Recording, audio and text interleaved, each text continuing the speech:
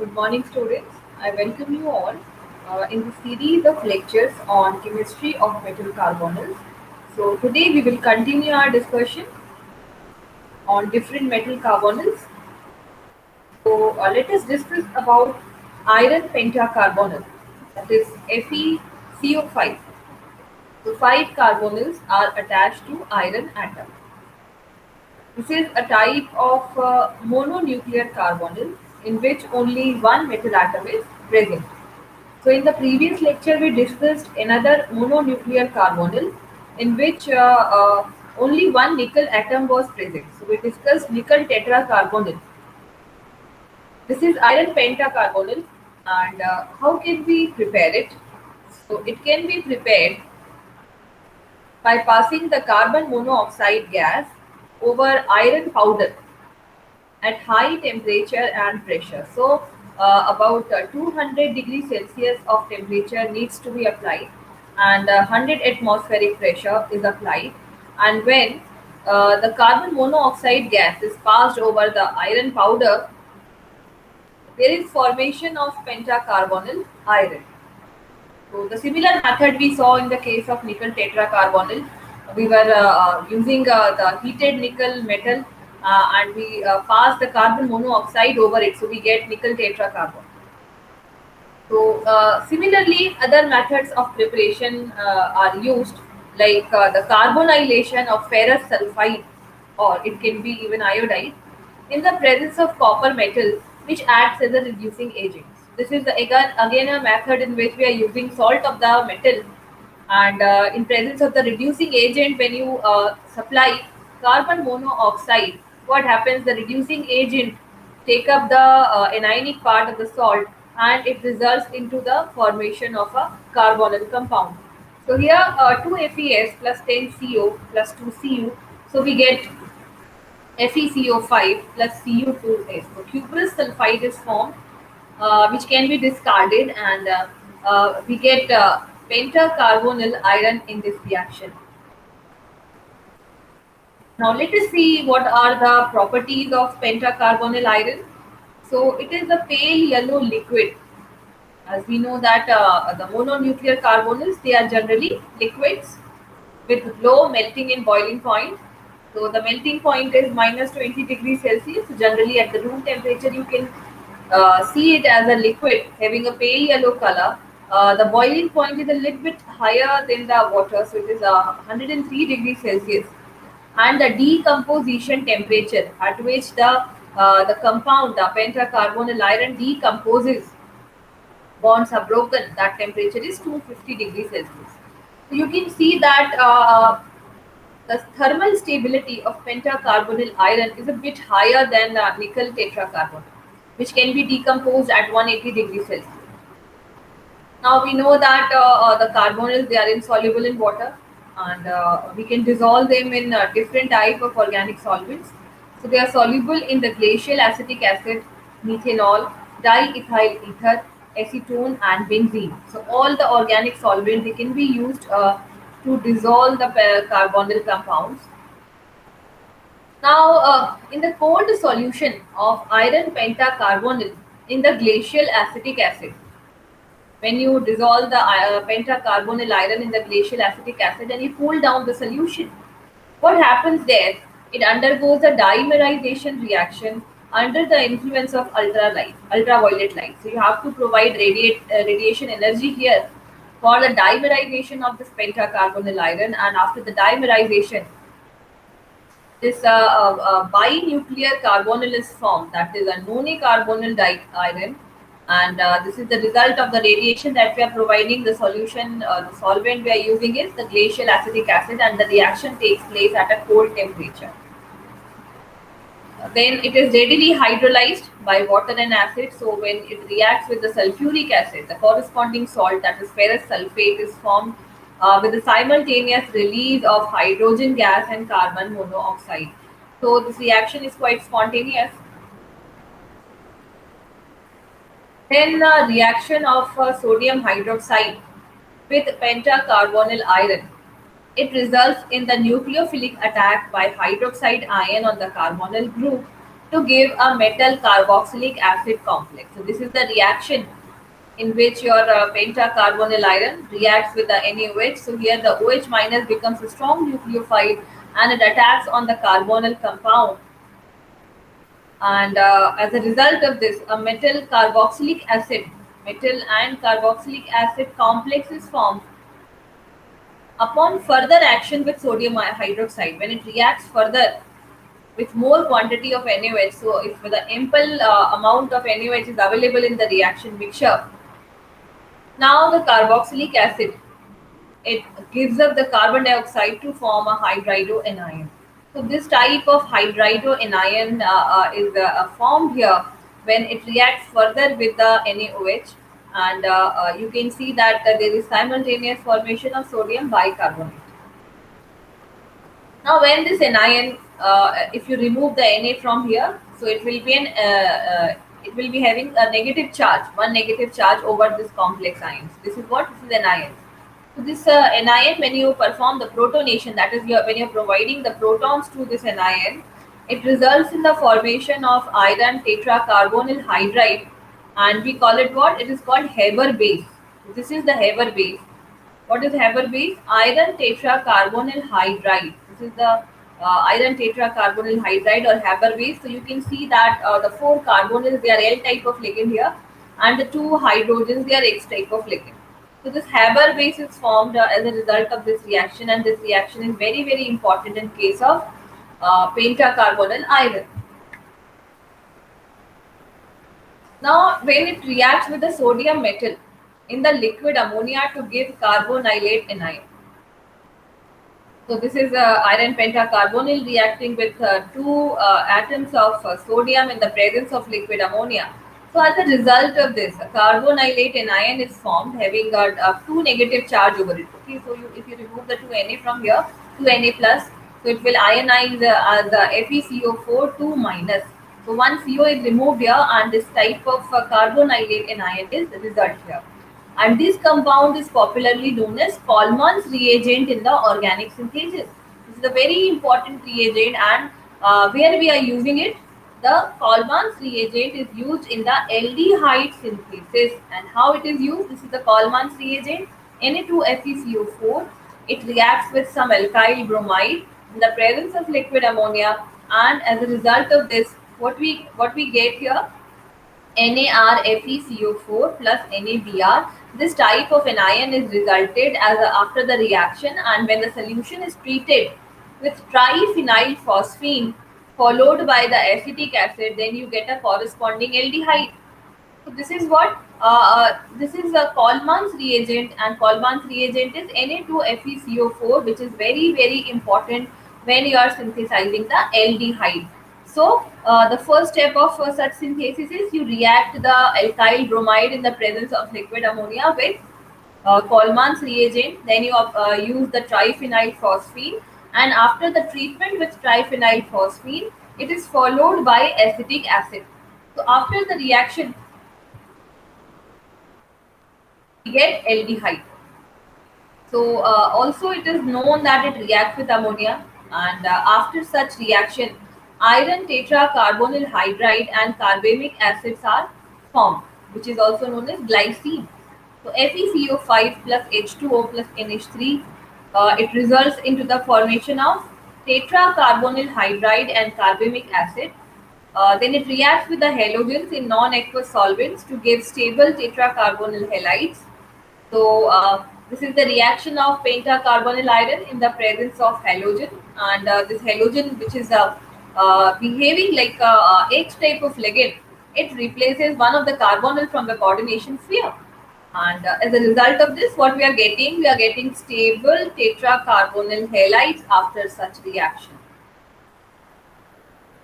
Then let us see a few important features regarding the structure of pentacarbonyl iron. So several studies have been made regarding this, and it has been suggested that this compound is having a bipyramidal geometry in which the FeC distance, the iron and carbon distances are found 1.80 angstrom and 1.84 angstrom. So these two bond distances are for the axial and equatorial bond. So what are the axial bond? When it is having a bipyramidal geometry, it must be having two groups above and below the plane of the molecule, and the remaining three they are forming a planar triangle like structure. So the bonds present in the plane triangle, they are what? They are the equatorial bonds, and in that case, the bond distance is 1.84 angstrom. And the axials are which are above and below the plane of the molecule in the bipyramid. So it becomes a trigonal and bipyramidal. So for the bipyramidal structure, trigonal bipyramidal structure, the axial bonds, two of the carbonyls, they will have a bond distance of 1.80 angstrom. And for the equatorial, which are forming the trigonal structure, the bond distance, FeC, iron carbon bond distance is 1.84 angstrom respectively. Also, it has been seen that the molecule is diamagnetic in nature. So it is not showing any property, any magnetic properties, any magnetic behavior in the presence of magnetic field. So this is the trigonal bipyramidal structure of iron pentacarbonyl. Like you can see here, these three carbonyls, they are forming the three corners of a trigon, and the two carbonyls which are above and below the plane of the molecule. So this is the 3D structure of this compound, and these three carbonyls, you can see they are forming three corners of a trigon, and two are above and below the plane of the molecule. So you call it a trigonal and bipyramidal type of geometry. Now, what type of hybridization could be there? So, this structure can be explained using the DsP3 hybridization in the iron atom. So, this the type of hybridization is there. All the 8 electrons present in the valence shell of iron. Iron's electronic configuration is 3d6 4s2, right? And the carbonyls, they are formed in the zero oxidation state. So, no electron is lost from here. All the 8 electrons are there in the iron. So, what happens? When the carbonyl ligand reaches to the iron metal, in the influence of the ligand field, what happens? All the electrons they got paired, and now the 8 electrons they are present in the four 3D orbitals. They all are paired, and in this manner, what happens? We have one d orbital left empty because we have a 5d orbitals in the iron atom. So one of the d orbitals is empty here, and then we have a 4s and 4p orbitals remaining. So now what type of hybridization it will face? DsP3 type of hybridization will be seen, and the valence shell configuration of iron in FeCO5 will become 3D84S0. Now after this hybridization, what happens after the hybridization of 1D, 1s and 3p orbitals? What happens now? The we have 5 orbitals empty, 5 hybrid orbitals empty, and they are ready to take electron pair from the carbonyl ligand.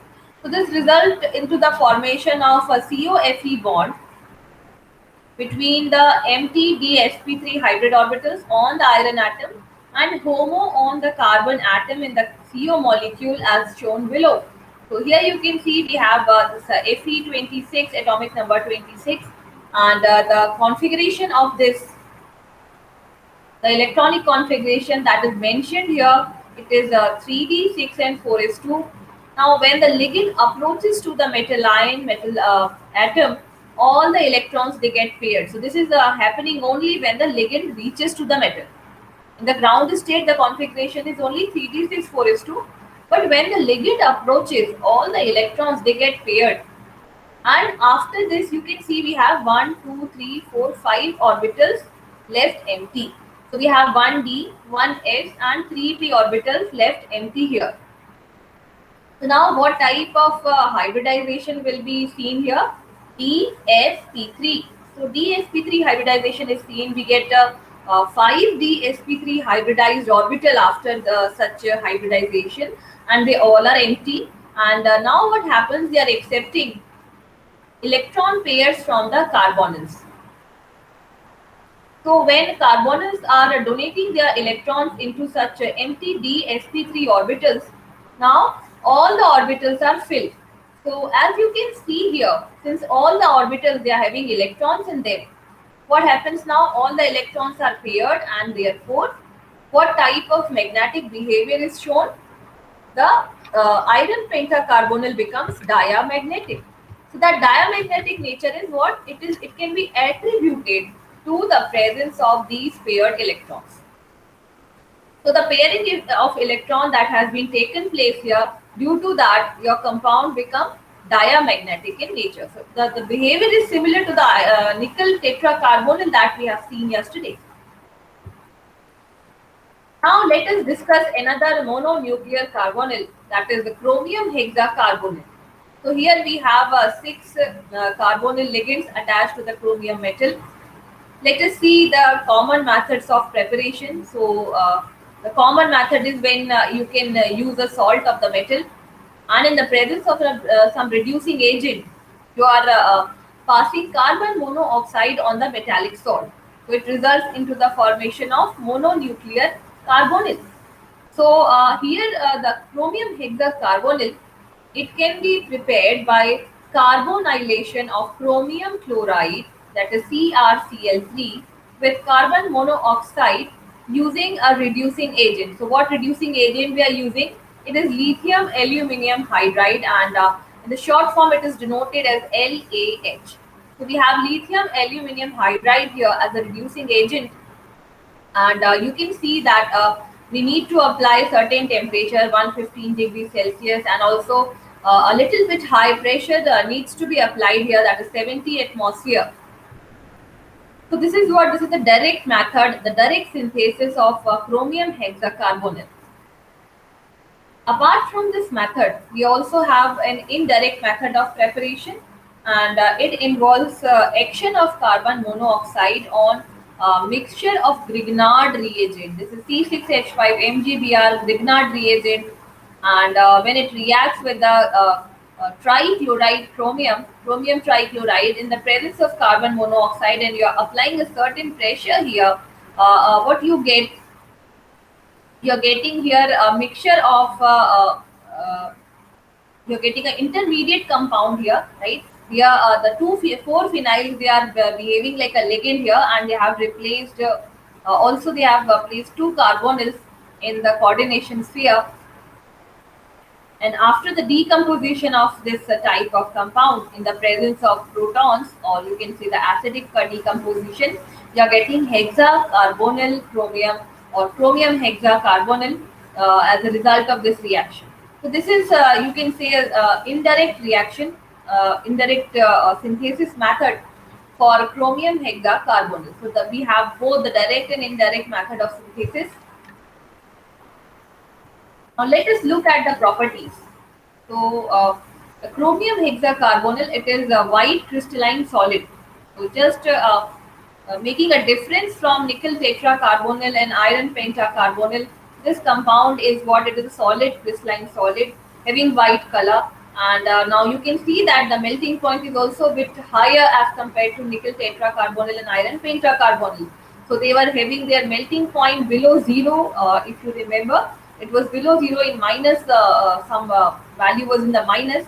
So the melting point here is a bit higher, and that is why at the room temperature you can find this compound as solid crystalline, and the boiling point is also higher as compared to the two earlier compounds. So it is 220 degrees Celsius. Now, if you correlate the similarity, they are insoluble in the water itself and soluble in the organic solvents like ether, chloroform, carbon tetrachloride, and benzene. So this behavior is shown by all the type of carbonyls, that they are not soluble in water. Rather, they can be dissolved in the organic solvents. Now, this type of carbonyl is showing somewhat a higher stability and inert activity towards the common reagents like the air, bromine, cold aqueous alkali. Otherwise, these type of agents, they readily attack the other mononuclear carbonyl and decompose them.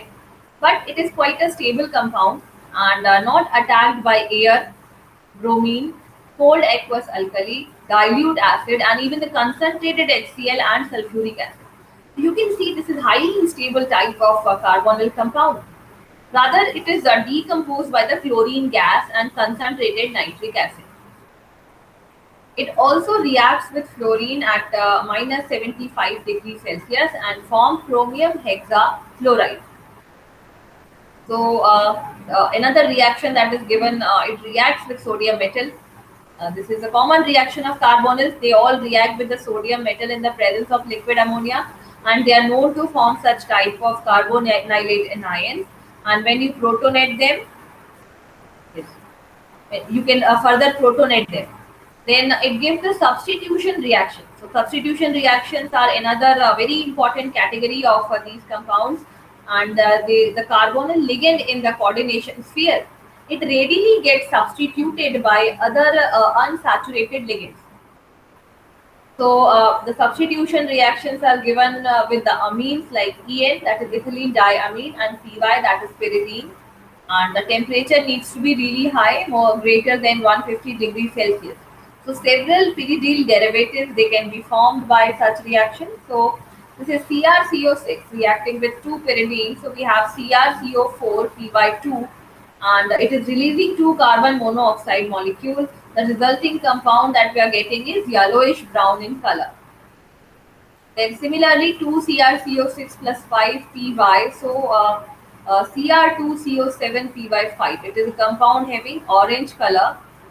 Different amount of carbonyl can be replaced here. So here you can see the two carbonyls are replaced by two pyridine, then five carbonyls are replaced by five pyridines, but this results into the dimerization of the compound. And similarly, the three carbonyls are replaced by three pyridines. So you can say that here both the pyridine and carbonyl, they are behaving like L type of ligand, and they are donating two electrons.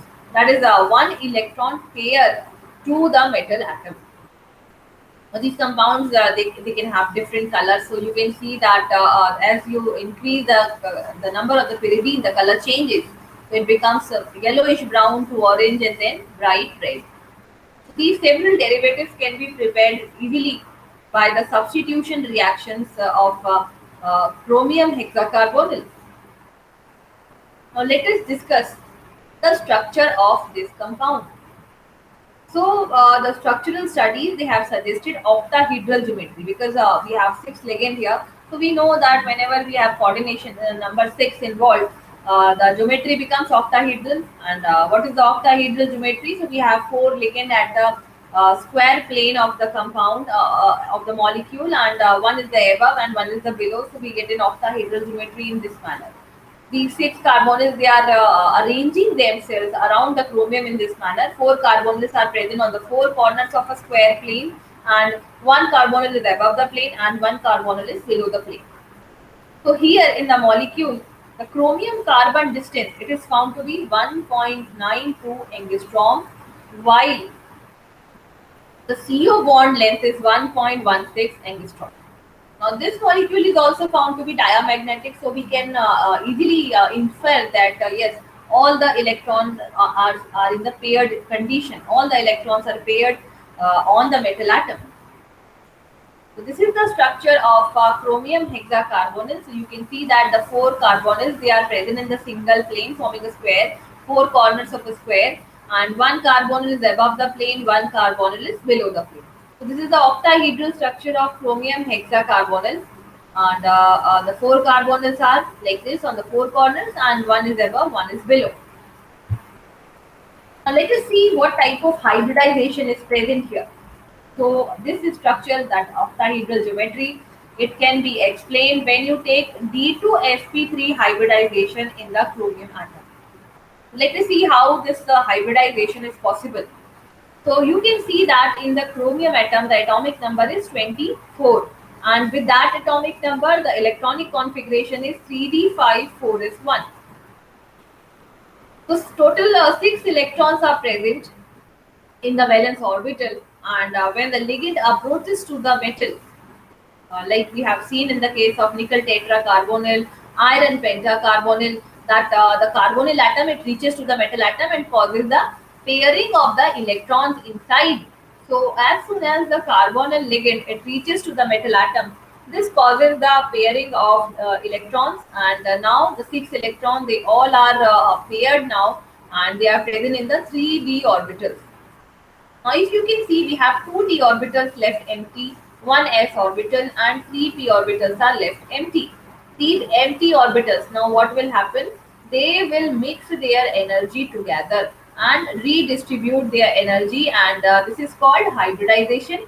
And because we have 2d, 1s and 3p orbitals involved in the hybridization, you call it d2sp3 type of hybridization. And because we have six atomic orbitals mixing in the hybridization, so after the hybridization is complete, you will get six hybrid orbitals.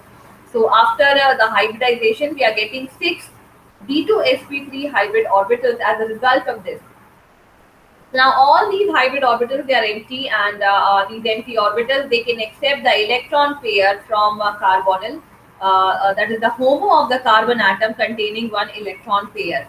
So this electron pair, they are donating into the empty orbitals, and the six orbitals are accepting six electron pairs from six carbonyls, and as a result we can see D2sp3 hybridization and the octahedral geometry of such compounds. So if you can notice that in all these mononuclear carbonyls, the oxidation state was zero.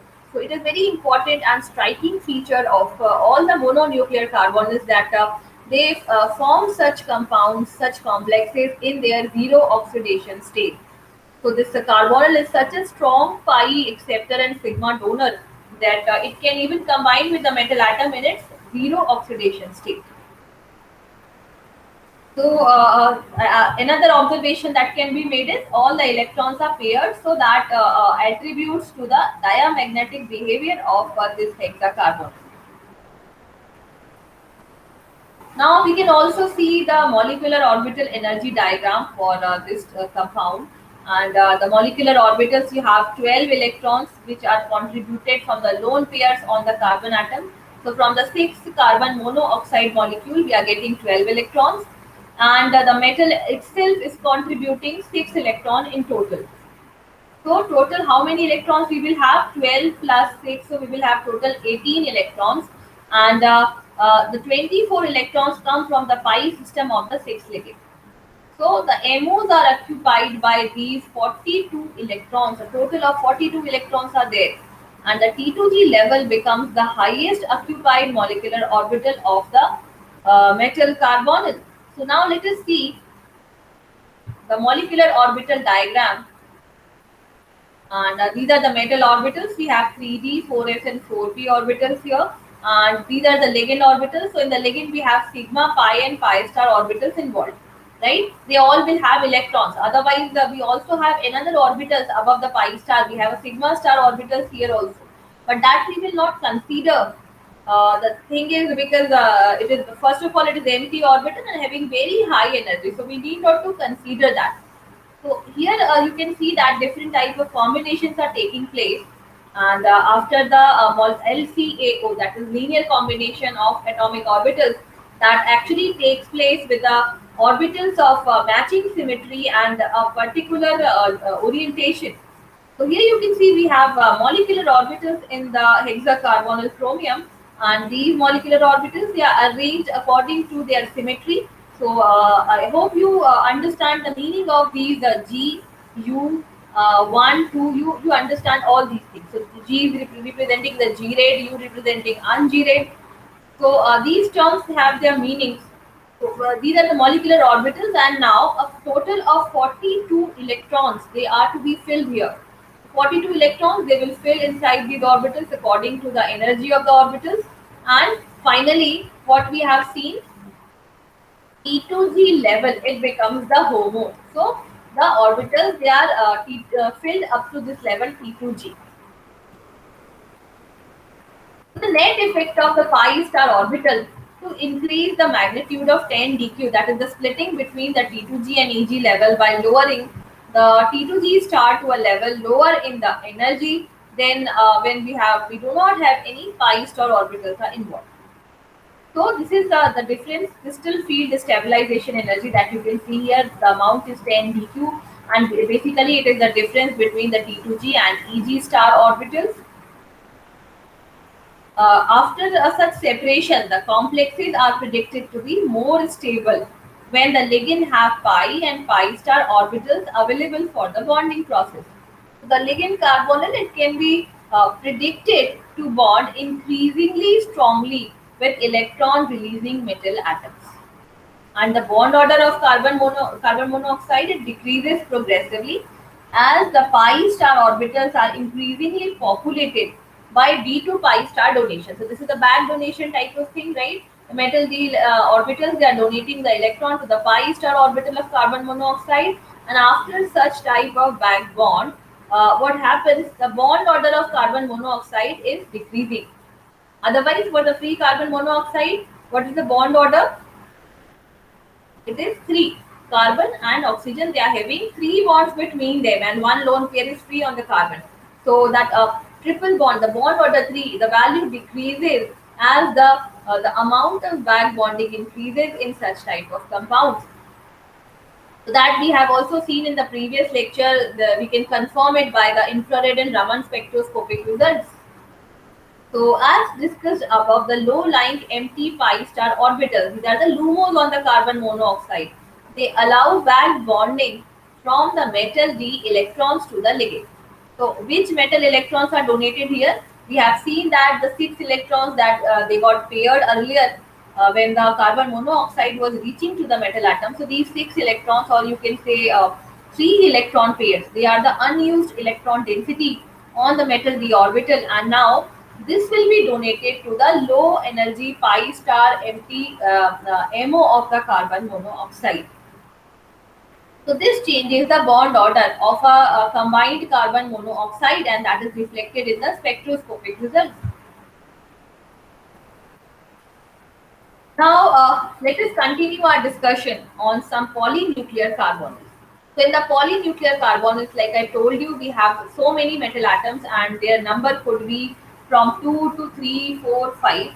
So many metal atoms, they can be present in the polynuclear carbonyl, and generally they are prepared by the carbonylation reaction, which is very common. So, if we talk about the polynuclear manganese carbonyl, it can be prepared by carbonylation of manganese iodide. So we have taken a salt here. We pass on the carbon monoxide gas, and also we are taking some reducing agent.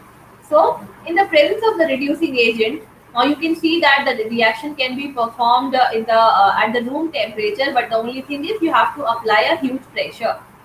So in this reaction, in the presence of the reducing agent, what happens?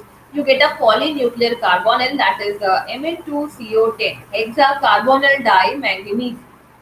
Now, it can also be obtained by the carbonylation of anhydrous manganese chloride. So, another salt of manganese could be taken, and now again you are passing the carbon monoxide in the presence of reducing agent. What is this reducing agent? It is sodium benzophenone ketyl. So, in the presence of this reducing agent, when the carbon monoxide is passed, now again at 165 degrees Celsius, you get hexa. Decacarbonyl diamanganese, and these type of polynuclear carbonyls can be prepared like this. So if you talk about this polynuclear carbonyl, that is decacarbonyl dimanganese, it is stable golden yellow crystals. Melting point is 155 degrees Celsius. Then it is oxidized by the trace amount of oxygen in the solution. Therefore, what happens? The solution must be stored in the inert atmosphere. So your solvent that you are going to use for preparing the solution of this complex, it should not contain any oxygen, because even the traces of that, it is sufficient to destroy the compound. Then the halogenation of diamanganese decacarbonyl, it proceeds with the breaking of MN-MN bond, that is metal-metal bond. So this is a striking feature of polynuclear carbonyls, that apart from the metal carbonyl bond, they are also containing metal-metal bond. So when the halogenation is performed of such polynuclear carbonyls, that actually breaks the metal-metal bond, and there is formation of carbonyl halides. So here, when the one metal-metal bond is broken, in the place of that one halogen is introduced, and you get MnCO5X here. Now it reacts with the sodium metal in liquid ammonia and give carbonylate anion. So Mn2CO10 plus 2Na, in the presence of liquid ammonia, it is giving 2Na plus MnCO5 negative. So in this manner, again, you can see that this type of polynuclear carbonyl, they are also reacting with sodium in the presence of liquid ammonia, and as a result of this, you get this type of anion. This is the structure of this type of carbonyl, diamanganese decacarbonyl. So here you can see that we have manganese, two manganese, they are having a single bond between them, and five carbonyls are attached on each of the manganese. You can see the four carbonyls, they are in the similar plane, and one carbonyl is below the plane. Then this manganese, the four carbonyls are in the similar plane, and one is above the plane. So in this manner, you can understand the orientation of carbonyls in polynuclear carbonyls. Now, this manganese pentacarbonyl does not exist as Mn Z is equal to 25. It is having odd atomic number. So this could be the reason. This is very interesting observation that was found that the metal atoms which are having even atomic number, they can form a mononuclear carbonyl. But the metal atom, if it is having a odd atomic number, then mononuclear carbonyls does not exist for such metals. So since the manganese is containing atomic number 25 for this type of metal, the manganese pentacarbonyl, that is the mononuclear carbonyl, it does not exist. But when you see the structure of dimanganese decacarbonyl, it consists of two such units, manganese pentacarbonyl. So in the structure you can see two such units, two manganese pentacarbonyl, they are attached together. And the bond distance of the manganese to manganese bond is 2.79 angstrom. So the formation of this inner metallic bond, it effectively adds one electron to each of the manganese atom, and this is the reason why now the binuclear type of carbonyl, they exist, and therefore the manganese, which is an element with the odd atomic number, forms a binuclear carbonyl compound. Now, since the molecule does not have any unpaired electron, again because the pairing has been taken place, right? The manganese and manganese bond, it adds one another electron. So again, all the electrons are paired, and these type of carbonyl, they are also diamagnetic in nature. Now, the remaining two members of the group 7b, which are the technetium and rhenium, they also form the decacarbonyls of the similar structure.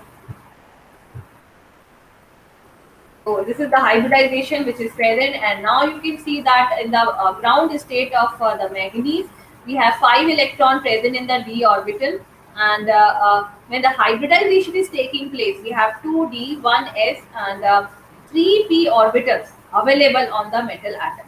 So when the hybridization is taking place in the presence of carbonyl, D2sp3 hybridization is taking place, and it results in the octahedral type of hybridization. And after the octahedral D2sp3 hybridization and octahedral geometry, now we know that one unpaired electron is available. So what happens now? This unpaired electron on one manganese overlaps with another manganese, and now you get a manganese manganese bond between the two units, and apart from that, 5 carbonyls, they are donating their electrons here. 5 carbonyls, they are donating electrons, and now what happens? We have a D2sp3 hybridization. So if you can see the two manganese, this is manganese 1 in the Mn2CO10, and this is manganese 2 in Mn2CO10. So these two manganese, because they are pairing these electrons, now after this, all the electrons, they become paired. And because all the electrons are paired, now the compound, this decacarbonyl, this will show diamagnetic behavior. The next is a dicobalt octacarbonyl. This is again a polynuclear carbonyl. We have two metal atoms present inside, and how can we prepare it? So we can prepare it by the direct combination, like we have seen for so many carbonyls. You just take the carbon monoxide gas and pass it over the metal at high temperature and high pressure. So as a result of this, you can straight away get your carbonyl compound. So this is the method of direct synthesis, and when the two cobalt react with 8CO at high temperature and pressure, you get octacarbonyl dicobalt. So this is the direct synthesis method. Then also we have indirect synthesis, and we know that in that method we are taking some salt of the metal. Then we pass on the carbon monoxide over that salt in the presence of some reducing agent, and you need to apply high temperature and high pressure. So here, this dicobalt octacarbonyl, it is prepared by the carbonylation of cobalt iodide. We can take it. This is not Cu. This is COI2. We can take cobalt iodide and also the cobalt sulfide, cobalt carbonate. Any of these cobalt salt can be taken. And what reducing agent we can use? So you can use a copper metal or hydrogen gas as a reducing agent. So in the presence of the reducing agent, when you pass carbon monoxide over the salt, and you have applied high temperature and pressure, as a result of this reaction, you are getting dicobalt octacarbonyl. So this is the indirect method of synthesis, and in the first place, we have seen the direct method of synthesis. And let us see the properties. So you can see that it is orange crystalline substance, and the melting point is a bit lower as compared to the polynuclear carbonyl seen earlier. So it is 51 degrees Celsius. So generally you can see that it is what? It is solid at the room temperature, but on the certain slight increase in the temperature, it will evaporate. It turns deep violet upon exposure to air.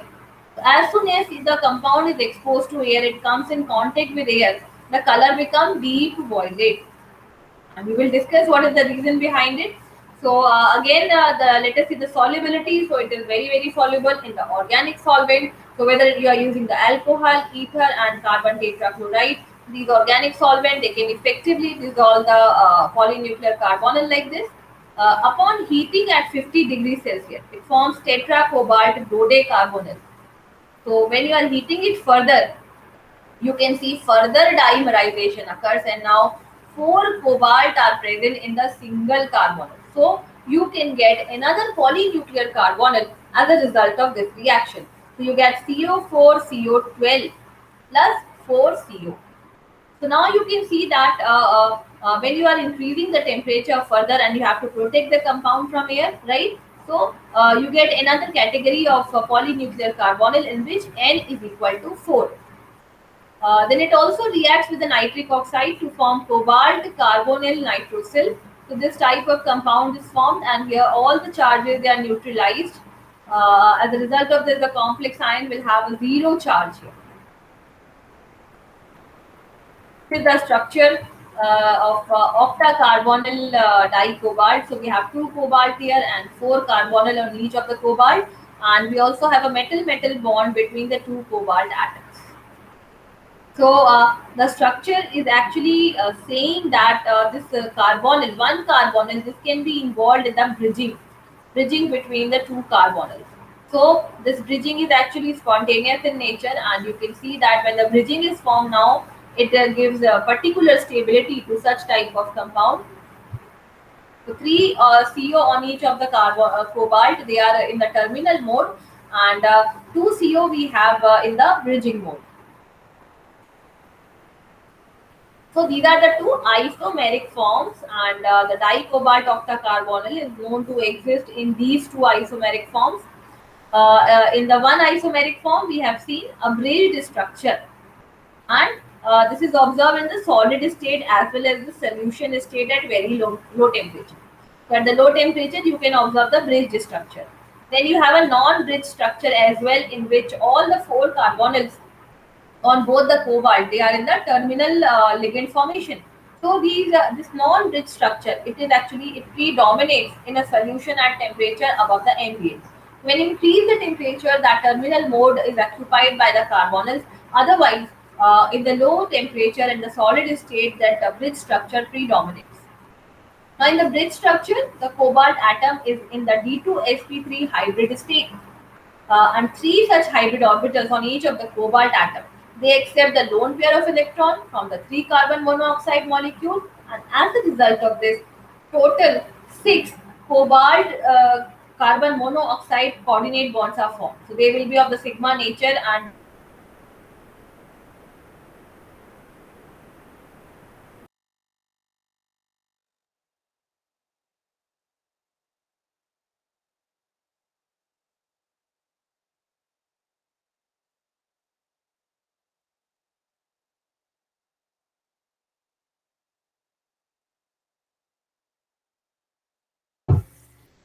by the overlapping of two half-filled D2sp3 hybrid orbitals on the cobalt atom, and the remaining two half-filled hybrid orbitals on the each cobalt atom, they overlap with appropriate orbital on the carbon atom of carbonyl to form two bridging CO groups.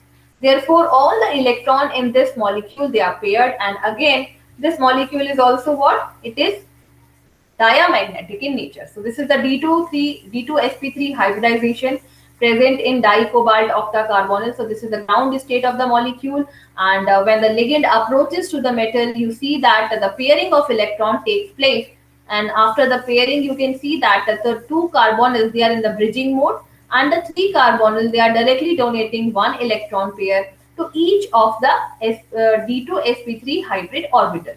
So as a result of this, you are getting six electron from three carbonyls on each cobalt, and this is cobalt atom 1, cobalt atom 2 in the polynuclear compound. So one electron from each of the carbonyl, they are, because acting as a bridging ligand. So from the electron pair, they will give one electron to each of the cobalt. And also we have one cobalt to cobalt bond formation. You can see that all the electrons, they are now paired in this molecule, and as a result of this, this becomes a diamagnetic molecule. So in the structure of the compound, in the second isomeric form, when we do not have any bridging structure, so in that case we have a dsp3 hybrid state. And the dsp3 hybrid state, now you can see the four carbonyls, they are donating one electron pair each, and as a result of this, four carbonyls are present in the terminal mode, and we have one cobalt cobalt bond. So that is all from my side for today. These are the references for today's lecture. Thank you so much.